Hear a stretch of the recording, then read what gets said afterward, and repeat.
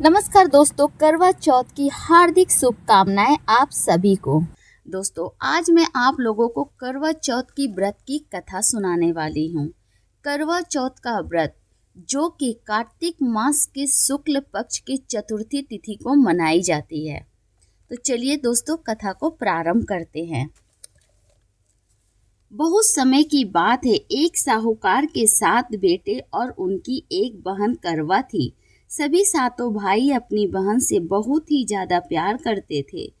पहले उसे खाना खिलाते और बाद में स्वयं खाते थे। एक बार उनकी बहन ससुराल से मायके आई हुई थी।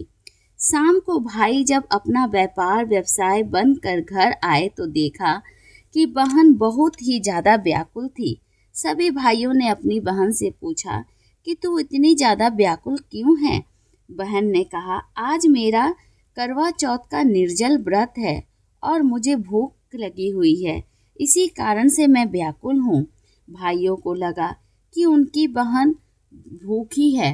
भाई जब खाना खाने बैठे तो अपनी बहन से भी खाने का आग्रह करने लगे, लेकिन उनकी बहन ने बताया कि जब तक चांद उदय नहीं होगा वह उसे अर्घ नहीं देगी, तब तक वह भोजन नहीं कर सकती है। पर भाइयों को अपनी बहन की हालत देखी नहीं गई। वह क्या किए कि दूर एक पीपल के पेड़ पे एक दीपक जलाकर उसे छलनी से ओट कर रख देता है। दूर से देखने पर वह ऐसा प्रतीत होता है जैसे कि चतुर्थी का चांद उदित हो रहा हो।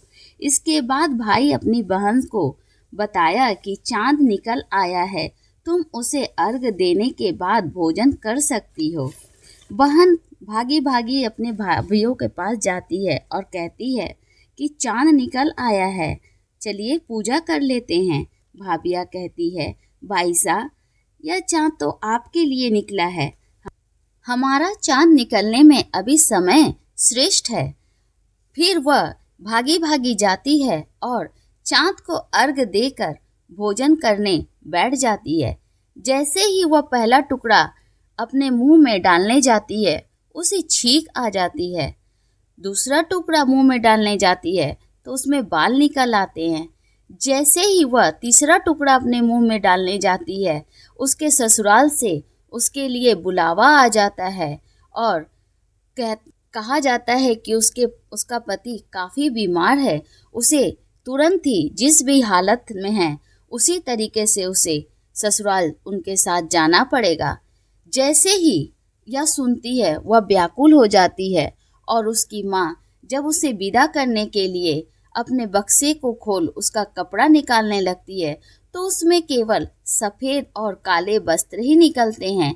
यह देख उसकी माँ भी घबरा जाती है और अपनी बेटी को कहती है, जो भी छोटा बड़ा दिखे रास्ते में उसके पग लगती जाना और जो तुम्हें सुहाग का आशीर्वाद दे दे, तुम अपने पल्ले से यह सोने का टीका निकाल कर उन्हें दे देना और अपने पल्ले में गांठ बांधकर ससुराल चली जाना। वह रास्ते में जाती है और सभी का पैर छूती हुई जाती है, लेकिन कोई भी उसे सुहाग का आशीर्वाद नहीं देता। सब कहते हैं, खुश रहो, मायके का सुख भोगो। ऐसा कहकर सभी यही आशीर्वाद देते हैं, लेकिन कोई भी सदा सुहागन होने का आशीष नहीं देता है। देखते ही देखते वह अपने ससुराल पहुंच जाती है। तभी आंगन में उसकी छोटी ननद खेलती होती है और वह अपनी छोटी ननद का पैर छूती है। तब उसकी छोटी ननद उसे आशीर्वाद देती है कि सदा सुहागन रहो, अपने बच्चों के साथ हमेशा खुशहाल जिंदगी व्यतीत करो, पूतो फलो। यह सुनकर वह तुरंत अपने पल्ले से उस टीके को निकालकर अपनी ननद को देती है और अपने पल्ले में गांठ बांधकर घर के अंदर चली जाती है। जैसे ही वह घर के अंदर जाती है तो देखती है कि उसके पति का मृत शरीर पड़ा होता है। वह तुरंत उसे पकड़कर रोने लगती है और जब उसके पति के मृत शरीर को शमशान ले जाया जाता है तब वह कहती है कि मैं भी इनके साथ जाऊंगी, मैं इनका अंतिम संस्कार नहीं होने दूंगी। लेकिन सब लोग उसे बहुत समझाते हैं, वह किसी का नहीं सुनती है। तब सब लोग कहते हैं, ठीक है, इसे भी जाने दो, जब जाएगी उसके बाद थोड़ी देर बाद खुद ही चली आएगी। ऐसा कहकर सब लोग उसे भी उसके पति के साथ ले जाते हैं। जब सब लोग शमशान जाते हैं और उसके पति का अंतिम संस्कार करने जाते हैं, उसके शव को जलाने जाते हैं, तब वह अपने पति के शव को पकड़ लेती है और कहती है, मैं इनका अंतिम संस्कार नहीं होने दूंगी। मैं इन्हें इसी तरीके से पुनः, अगर मेरे सतीत्व में शक्ति है, यदि मुझ में सच्चाई है, तो मेरे पति पुनः वापस जरूर आएंगे। ऐसा कहकर वह रोने लगती है। तब सब लोग उसे कहते हैं, पहले तो पति को खा ली, अब उसके मिट्टी को भी बर्बाद करेगी। एक कैसी उल्टा है। लेकिन वह सबके तानों को सहती है और उनसे हाथ जोड़कर विनती करने लगती है। तब सब लोग कहते हैं, ठीक है, इसे इसी तरीके से इसके पति के साथ यहीं छोड़ दो। और सब लोग उसे कहते हैं, इसे यहीं एक झोपड़ा बनाकर इसे यहीं छोड़ दिया जाए। उसे एक छोटा सा झोपड़ा बनाकर उसके पति के साथ सब लोग उसे वहीं छोड़कर चले जाते हैं और वे अपने पति के शव को लेकर वहीं रहने लगती है। और उसकी सास सुबह शाम उसकी छोटी ननद के हाथों उसके लिए सूखी रोटी भेज देती है खाने के लिए और कहती है, जा उस भूखी को दे देना, मेरे बेटे को तो खा ली, जाने अब क्या क्या करेगी। ऐसा कहकर उसे रोजाना उसकी सास दोनों वक्त का भोजन भेज देती है। और लेकिन वह अपने पति के शव को इसी तरीके से देखभाल करने लगती है, उसकी साफ सफाई करती है और प्रत्येक महीने के चौथ का व्रत करने लगती है। जैसे ही चौथ माता आती हैं और कहती हैं, करवोले करवोले, सात भाई की प्यारी करवोले, घड़ी की भुखेरी करवोले, पति को खाने वाली करवोले, ऐसा कहती हैं। फिर वह चौथ माता के पैर पकड़ लेती है और कहती है, हे चौथ माता, मेरी बिगड़ी तो आपको ही बनानी पड़ेगी, मेरे सुहाग को वापस आपको ही देना पड़ेगा। ऐसा कहकर रोने लगती हैं। तब चौथ माता कहती हैं कि मुझसे बड़ी चौथ आएगी, उससे तू अपनी सुहाग मांगना, वही तेरी सुहाग तुझे वापस कर सकती है।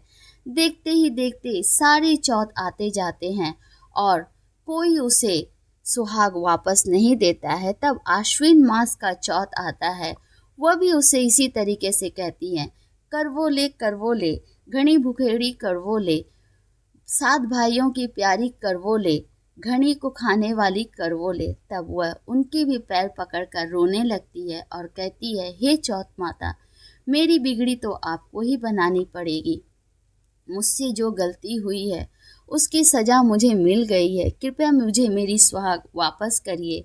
फिर चौथ माता कहती हैं, तेरे से कार्तिक मास की चौथ नाराज है, क्योंकि तूने करवा चौथ के दिन गलत तरीके से पूजा किया था, इसी कारण से माता ने तेरे साथ ऐसा किया है। अब तू करवा चौथ, कार्तिक मास के करवा चौथ का व्रत रखना और 16 श्रृंगार के सामान अपने पास रखना। जैसे ही चौथ माता आए, उनके पैर पकड़ लेना और उनसे अपनी सुहाग को वापस देने के लिए कहना। फिर कार्तिक मास का चौथ आता है और वह करवा चौथ का व्रत रखती है। जैसे ही चौथ माता आती हैं, वह भी उससे कहती हैं, करवोले करवोले, घनी भुखेड़ी करवोले, सात भाइयों की प्यारी करवोले, पति को खाने वाली करवोले। फिर वह चौथ माता का पैर पकड़कर रोने लगती है और कहती है, हे चौथ माता, मेरी बिगड़ी तो आपको ही बनानी पड़ेगी और मेरा सुहाग वापस देना पड़ेगा। तब चौथ माता कहती है, तू तो अपने भाइयों की बहुत प्यारी है, तू तो बहुत ही लाडली है, तुझसे तो भूख बर्दाश्त नहीं होता, तू सुहाग का क्या, तुझे सुहाग से क्या। फिर वह रोने लगती है और उससे रोता देख चौथ माता उसे कहती है, ठीक है, तू अपने 16 श्रृंगार के सामान मुझे दे। फिर वह जैसे ही 16 श्रृंगार का सामान चौथ माता को देती है, चौथ माता अपने आँखों से काजल, मांग से सिंदूर और हाथ से मेहंदी निकालकर करवा में घोलकर उसके पति को छींटा देती है। जैसे ही उसके पति को छींटा देती है, उसका पति जीवित हो जाता है और कर जाते जाते माता उसके झोपड़े पे लात मारती हैं, जिससे उसका झोपड़ा एक महल के रूप में परिवर्तित हो जाता है।